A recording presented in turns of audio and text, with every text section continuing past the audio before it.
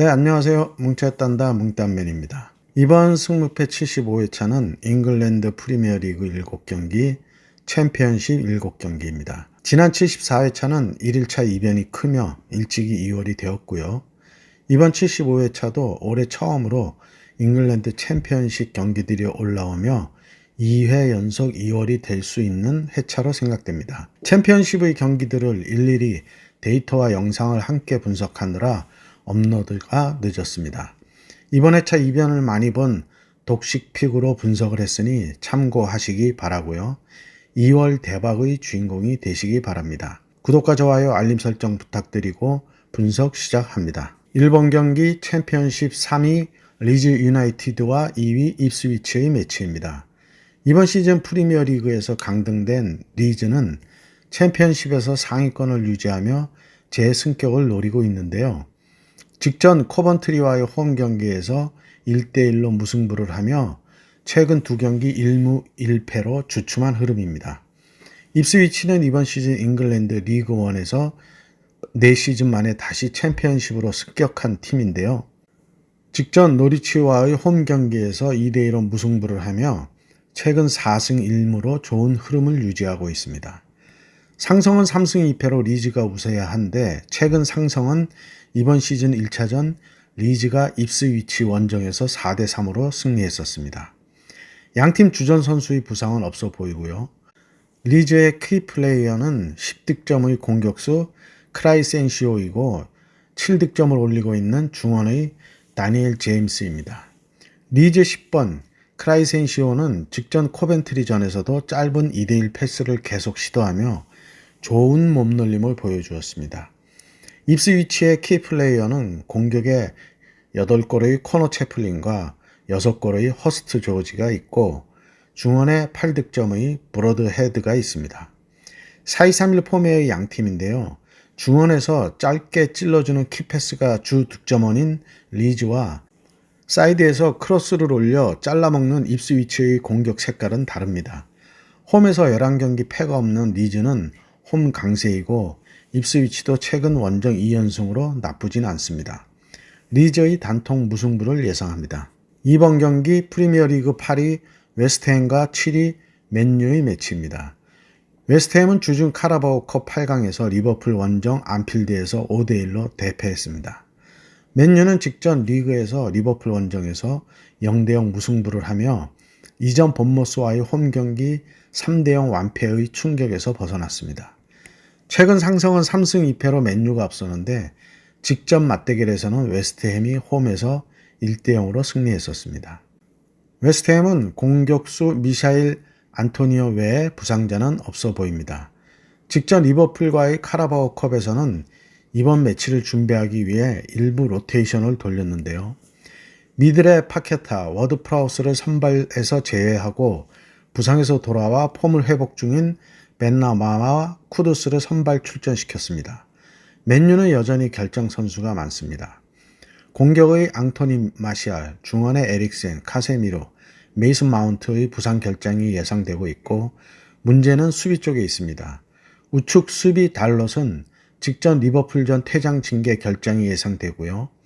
잠시 괜찮은 폼을 보이던 맥과이어가 부상으로 빠지며 직전 리버풀전 센터백에 라파엘 바란과 조니 에반스를 세웠는데 클린시트를 하며 어려운 안필드 원정에서 선전을 했는데요. 꾸준한 경기력을 보일 수 있을지가 관건입니다. 웨스트햄이 직전 리버풀에게 대패했지만 공격수 보엔의 발끝은 괜찮아 유일한 1득점을 했는데 주중 경기까지 치러 일주일 휴식을 한 맨유와는 차이가 있겠습니다. 로테이션을 돌렸다고는 하나 박싱데이에 쉽지 않은 일정이 되겠고요.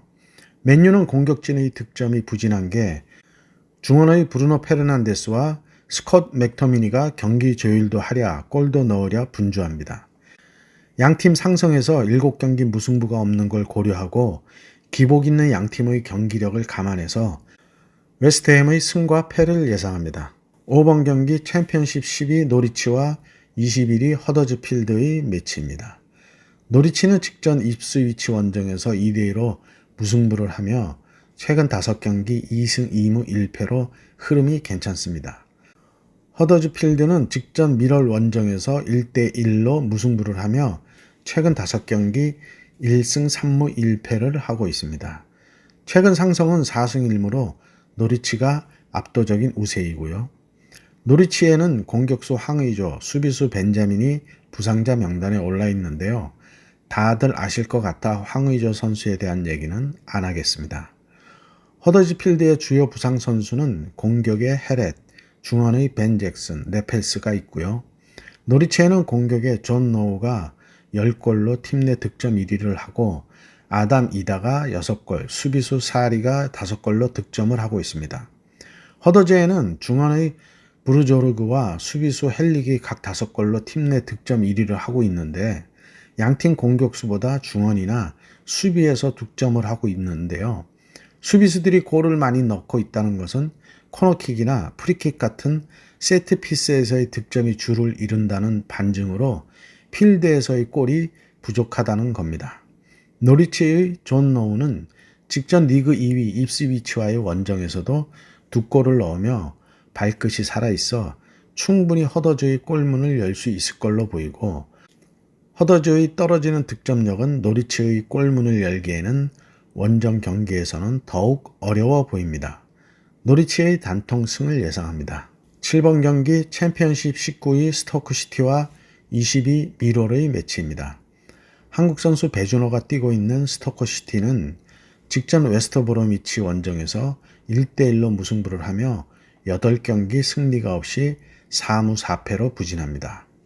미럴도 직전 허더즈필드와의 홈경기에서 1대1로 비기며 6경기 승리가 없이 1승 2무 5패로 부진합니다. 최근 상성은 4승 1패로 미럴이 우세하고요. 스토크시티의 주전 부상 선수는 수비수 벤 윌모트가 있고 미럴에는 중원에 데노레의 부상이 있습니다. 스토크시티는 득점력 빈곤을 보이고 있는데 팀 내 득점 1위가 중원의 비디갈로 4골에 그치고 있고 그 외의 선수들은 3득점 선수도 없이 저조한 득점력으로 승수를 못 쌓고 있습니다. 미럴도 팀 내 최다 득점자가 공격의 5득점을 하고 있는 케빈 니스벳으로 득점력은 양팀 비슷합니다. 스토크시티의 직전 웨스트 브로미치 경기에 4-2-3-1의 중앙 미드필더로 첫 출전하며 어시스트까지 올리며 나름 첫 선발을 잘 치렀던 배준호입니다. 다만 만들어진 골이 아닌 우측 미드필더 구치의 중거리 슈터링으로 골키퍼의 키를 넘기는 행운의 골이었기에 어시보다는 평범한 패스였는데 운 좋게 골이 되며 어시스트가 되었습니다. 그래도 평점 6.1점으로 팀 내 4위의 평점을 받으며 무난한 데뷔전을 치렀는데요. 미럴의 레시티전을 리뷰해보면 전반 10분 선취골을 넣었지만 이후 주도권을 내주며 점유율 8대2로 일방적인 열세로 3백의 좌측 사이드백의 수비 전환이 느리며 여러 번 뚫리는 모습으로 골을 먹고 역전패하는 모습이었습니다. 중앙에서 양쪽 사이드에 키패스를 넣어준다면 스토크시티의 전통적인 헤더 공격이 먹힐 수 있을 걸로 보이는데 배준호가 이번 매치 다시 선발 출전하여 중앙 미드필더로서 좋은 패스를 기대해 봅니다. 스토크시티의 승과물을 예상합니다. 8번 경기 챔피언십 7위 썬덜랜드와 15위 코벤트리의 매치입니다. 썬덜랜드는 직전 리그 14위 브리스톨 원정에서 1대0으로 패하며 2연승이 끊기고 최근 5경기 2승 1무 2패로 반등이 필요해 보입니다.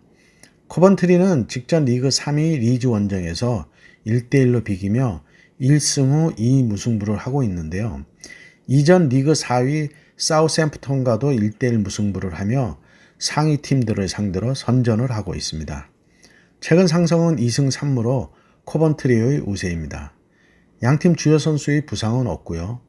썬덜랜드에는 공격의 잭 클라크가 10골로 팀 내 최다 득점을 하고 있고 그 뒤를 조베 벨링엄과 중원의 다니엘 릴이 각 4골로 뒤를 바치고 있는데요. 조베 벨링엄은 레알 마드리드의 주드 벨링엄의 동생입니다. 코벤트리에는 공격수 하지라이트와 매튜 고든이 각 6골로 공격을 책임지고 있고요. 썬덜랜드의 직전 브리스톨 원정 경기를 리뷰해보면 썬더랜드의 골키퍼 패터슨의 불안한 발끝이 초반 몇 번의 빌드업 실수를 하더니 결국 전반 20분 골키퍼의 빌드업 패스가 상대 공격수에 잘리며 1대1 찬스를 주며 골키퍼의 태클로 PK를 내주고 선취골을 먹었는데 그 골이 결승골이 되며 패했습니다. 코번트리는 직전 리즈 경기에서 선취골을 내주었지만 이른 시간 동점골을 넣으며 무승부를 했는데요. 후보 선수에서 선발 출전을 하고 있는 골키퍼 콜린스의 3번의 슈퍼 세이브가 있으며 무승부를 했습니다. 빌드업이 불안한 썬더랜드의 골키퍼와 선방을 하고 있는 골키퍼의 대결에서는 코번트리의 우세입니다. 코번트리가 4-1-4-1 폼에서 라인을 전체적으로 올리며 전방 압박을 하는 패턴인데 빌드업이 불안한 썬더랜드로서는 여러 번의 위기가 있을 걸로 생각 들고요. 썬더랜드는 공수 라인의 폭이 넓어 중앙의 공간이 넓어지며 상대 중원들의 자유로운 볼 배급이 쉬워 보였습니다. 썬더랜드가 직전 브리스톨전 이른 선취골을 먹고도 마무리 부족으로 1대0 패하는 모습이었는데 이전 두 경기 홈에서는 리그 상위 팀들인 5위 웨스터브루미치와 3위 리즈에게 승리한 기복이 심한 경기력을 보이고 있습니다. 프리미어리그 시절에도 도깨비 팀으로 이름을 날리던 썬더랜드였는데요. 그 기복 있는 경기력은 챔피언십에서도 여전한 모습입니다. 상성과 홈 원정 성적 등을 고려해 썬더랜드의 승과 무를 예상합니다. 9번 경기 프리미어리그 11위 풀럼과 19위 번리의 매치입니다. 풀럼은 주중 카라바오컵 8강 에버턴 원정에서 전후반 1대1로 무승부 후 연장 없이 바로 승부차기에서 7대6으로 승리하며 4강에 진출했습니다. 번리는 직전 리그 에버턴과의 홈 경기에서 2대0으로 패하며 부진이 계속되고 있고요. 최근 상성은 2011년 5월 경기인데 이때까지 4승 1무로 번리가 압도적인 우세입니다. 풀럼에는 이번 시즌 울버햄튼에서 이적한 후 장기 부상 중인 아다마 트레오레와 수비수 팀님의 부상이 있습니다. 트레오레와 함께 이적한 라울 히메네스는 부상에서 복귀 후 4득점을 하며 폼이 올라오며 이적 효과를 보고 있는데요. 직전 카라바오컵에서는 결장했는데 휴식을 준 걸로 생각됩니다. 번리에는 공격수 루카와 중원의 구드문드 손의 부상이 있습니다. 번리의 전방 압박 축구는 현재로 보면 실패한 전술로 생각되는데 선수 개인 능력이 떨어지는 번리에게는 맞지 않는 옷을 입은 것과 같습니다. 상대의 빌드업을 전방 압박으로 잘랐을 때 이를 역습기로 풀어줄 중원의 키플레이어의 부재가 제일 큰 원인으로 보입니다. 풀럼의 리그 상승세는 직전 뉴캐슬전에 패하며 잠시 주춤했지만 주중 카라바오 8강에서 승부차기 끝에 4강에 진출했는데요. 상대의 자책 선취골로 무승부를 하며 운도 따르는 모습입니다. 홈에서 3연승 중인 풀럼과 원정 4연패로 원정 약세인 번리인데 상성 5경기 승리가 없다는 게 풀럼의 걸림돌인데요.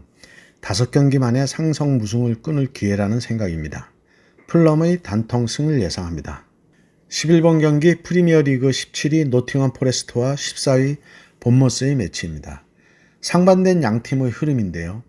노팅엄은 직전 토트넘 원정에서 2대0으로 패하며 6경기 승리 없이 1무 5패로 하락세가 계속되고 있습니다.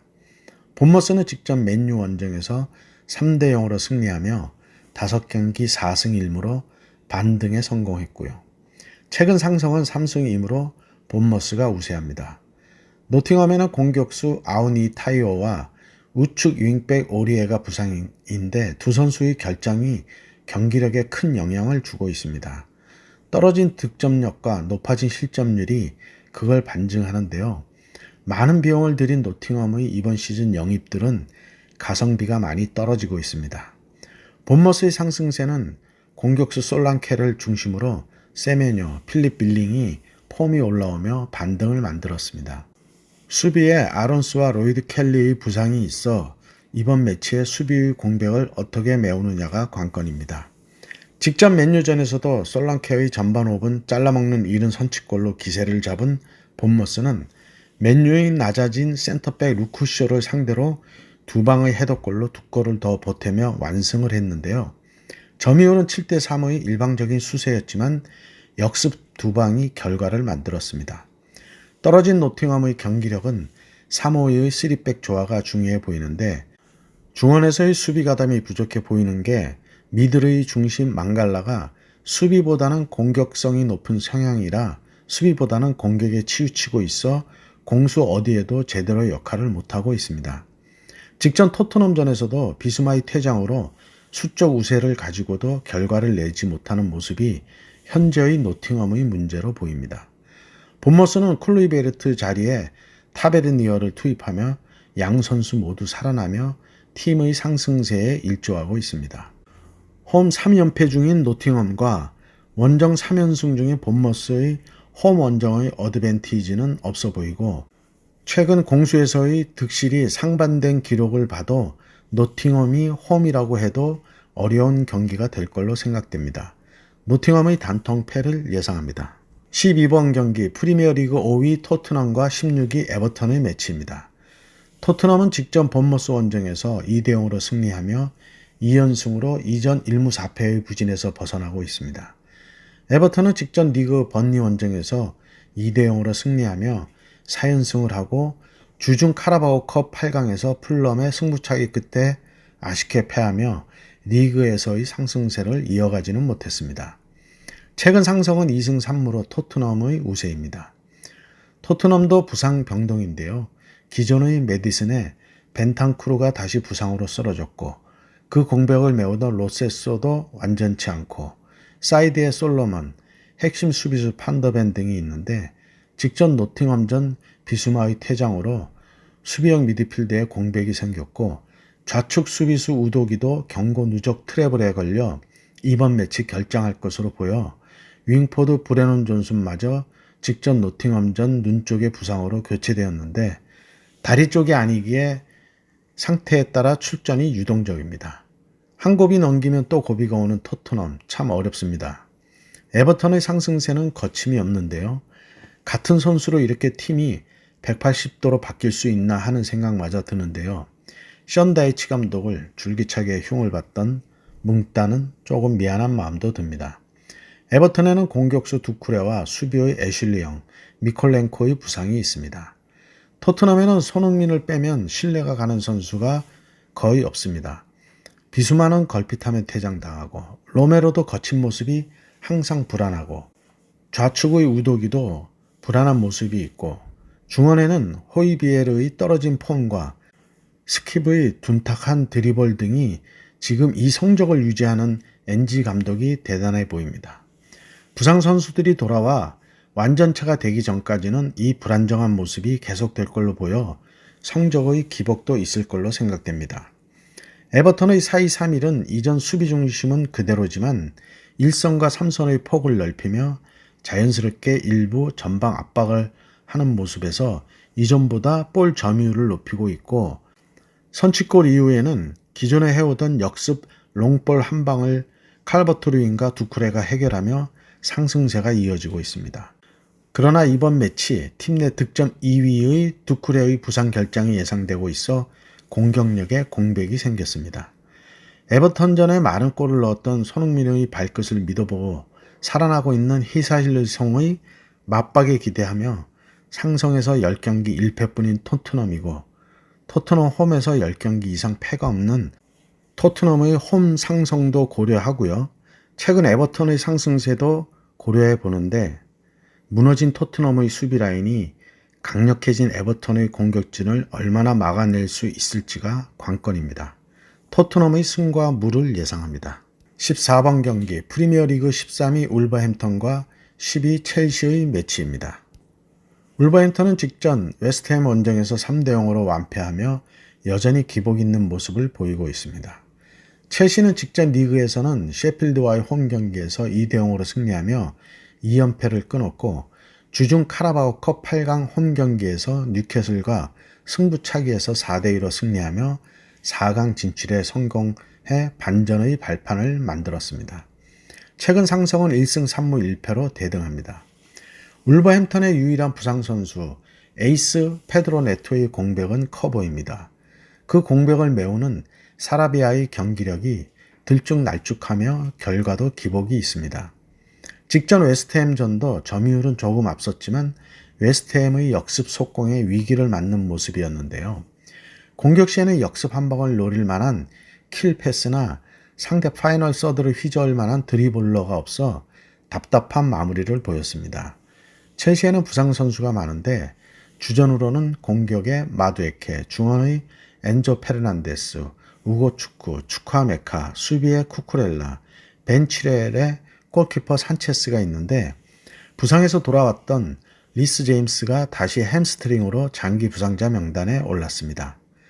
그러나 비싼 이적료를 들여 영입했던 은쿵쿠가 부상에서 돌아와 뉴캐슬전의 프리미어리그 데뷔전을 치르며 공격에 힘을 보탤 것으로 보이고 골키퍼 산체스의 공백을 페트로비치가 승부킥에서 선방하며 잘 메우며 다음 경기에 기대감을 가지게 했습니다. 첼시 역시 기복 있는 모습인데요. 요즘 폼이 좋은 콜 팔머, 코너 갤러거가 중원을 지배하며 직전 뉴캐슬전에서도 선취골을 먹은 이유도 있겠지만 76대 24로 볼 점유율이 압도적으로 높으며 중원을 지배했습니다. 홈에서 7경기 패가 없는 울버햄턴과 원정 3연패 중으로 원정 약세를 보이는 첼시입니다. 울버햄턴의 중원 르미나와 주안 고메스는 첼시의 중원 코너 갤러거와 카이세도의 중원 대결에서 경기의 흐름을 좌우할 것으로 보이는데 첼시의 약 우세가 점쳐지고 좌우 윙포드의 대결에서는 비슷한 양상을 보이고 있어 울버햄턴이 홈에서 쉽게 패하지는 않을 매치라는 생각입니다. 울버햄턴의 단통 무승부를 예상합니다. 네, 이렇게 14경기 분석을 마쳤고요. 대박 회차 대박이 함께 하시기 바랍니다. 감사합니다.